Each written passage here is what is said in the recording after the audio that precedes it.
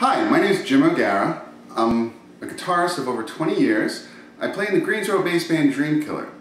This video is really, hopefully, an audition because there's a company that produces videos for guitar instruction, and I very much would like to be one of your guitar instructors. I've been a guitar teacher for over 10 years, and I wanted to show that I am versed in playing of heavy metal. So I wanted to give a lesson on a couple parts of a classic heavy metal song, Fade to Black by Metallica, that I love using as an example for my guitar students. And then hopefully in a second video I'll show you an example of a more modern metal tune. The purpose of this video is to give you, to show that really that I'm literate, I know my way around the fretboard, I know my music theory, and I know how to convey how to play the songs like the actual players play them. So let's start with the chorus of Fade to Black, which really doesn't have any words to it. It's an instrumental chorus. So let me just quick play it and then we'll break it down.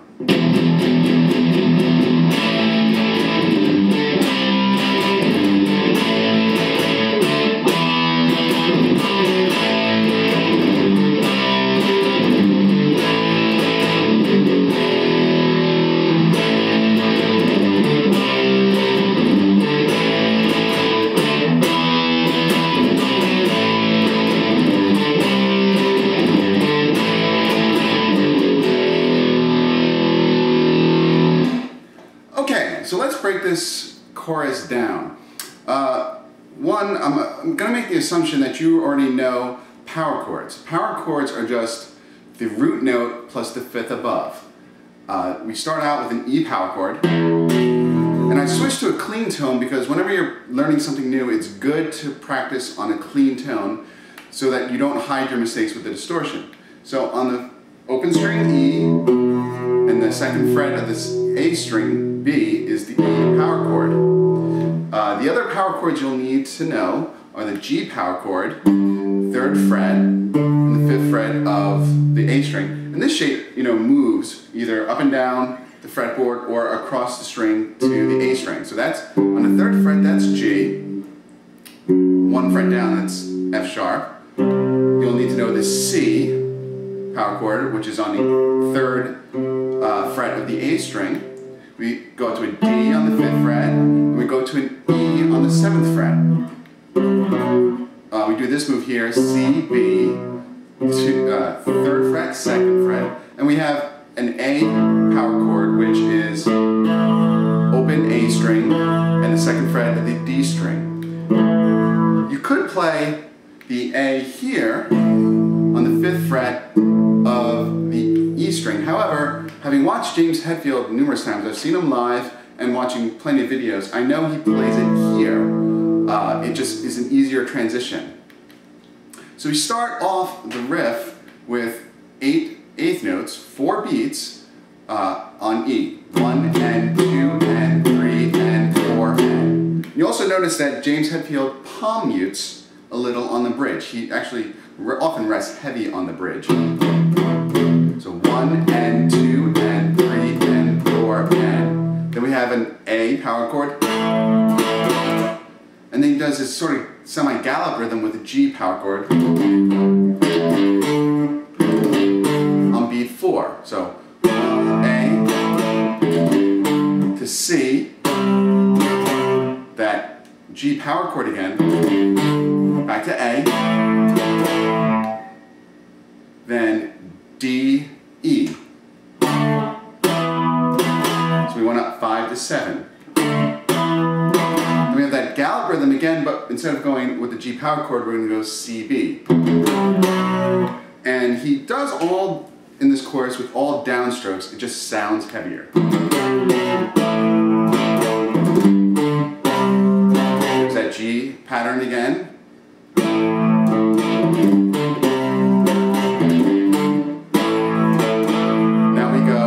G, F sharp, E. And then the chorus would repeat. It just does that whole pattern again.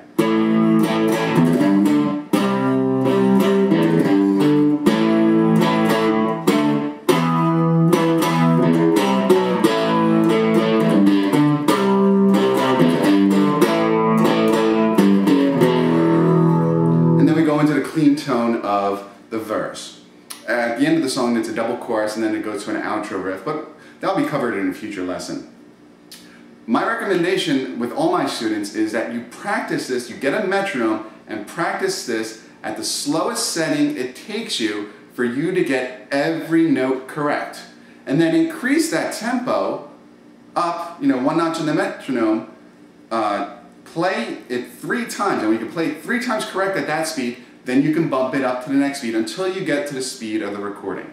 So I'll kick back into distortion, we do it slow, I'll do half the chorus, and then show you what it's like to get it back up to speed. So, 1,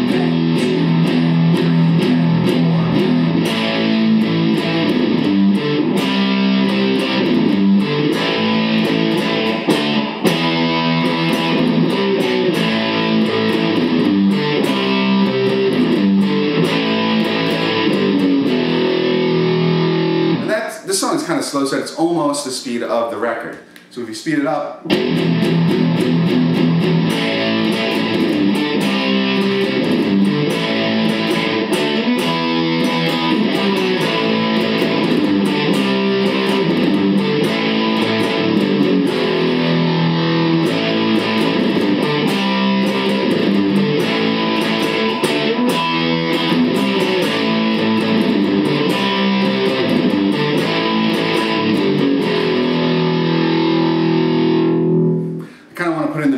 that I've heard James throw into that riff doing that song live, but I really tried to keep it there close to the recording.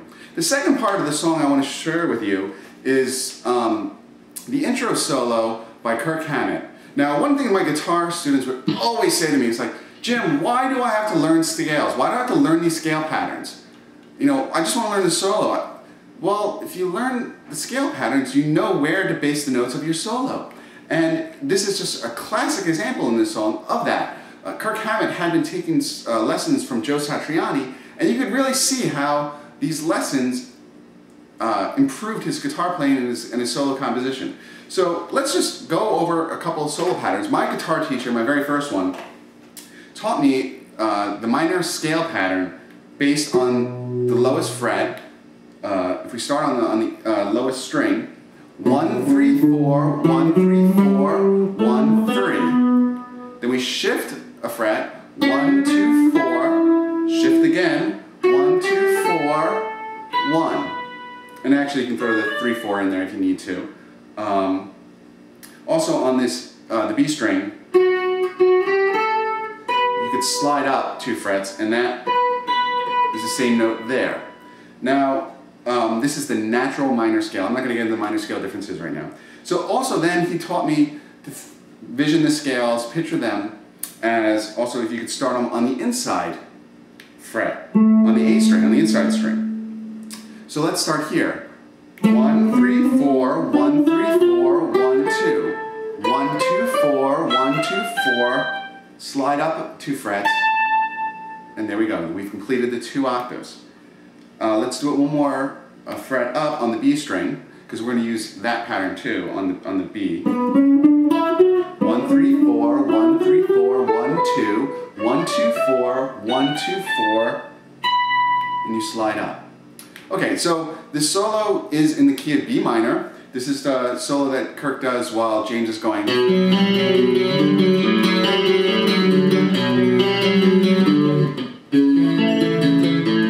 That section.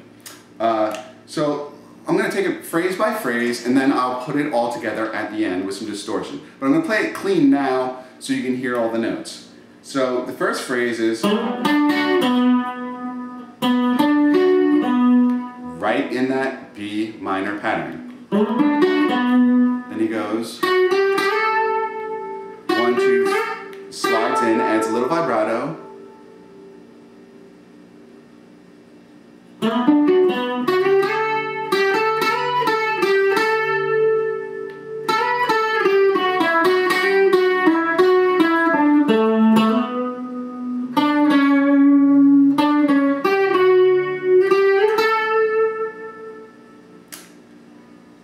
You also know some little technique things he threw in there, some hammer-ons, and then vibrato, you know. slide into a couple notes. But that's all in that B minor pattern. And I hope, if we do release a DVD like this, we include tablature or charts to show that, you can see a visual picture of that scale pattern. So let's put it all together.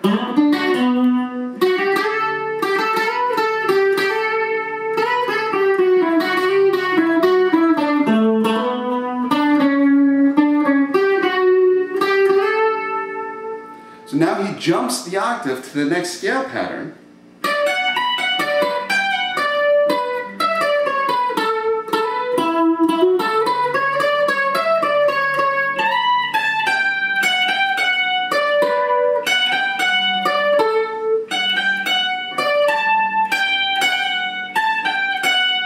And that's all, again, all notes within that inside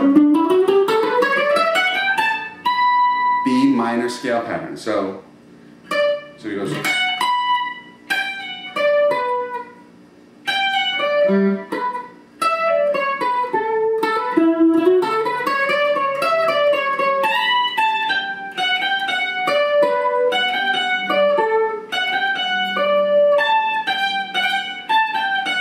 And then over the two measures that James does the transition into the verse, Kirk goes right up the A minor scale.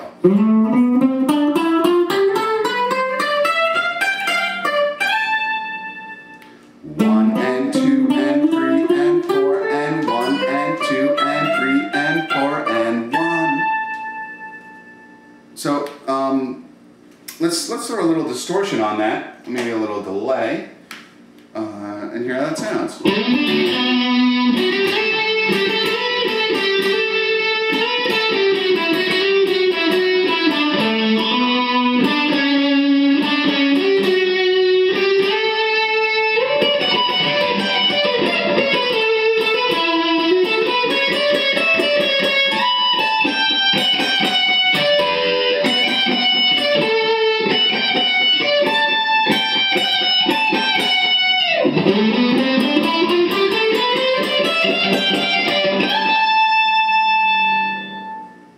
Again, I recommend getting a metronome, practicing it slow, practicing it on the clean tone so you can't hide behind distortion for your mistakes. Take everything,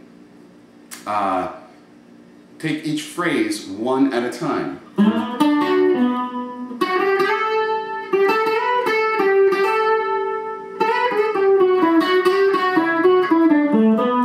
And you'll eventually get it. So thank you for your time today. I hope I've intrigued you enough to want to have me come in for an in-person interview and an in-person audition. Again, I'm Jim O'Gara of the Greensboro bass band Dream Killer, and I look forward to hopefully working with you in the future. Thank you.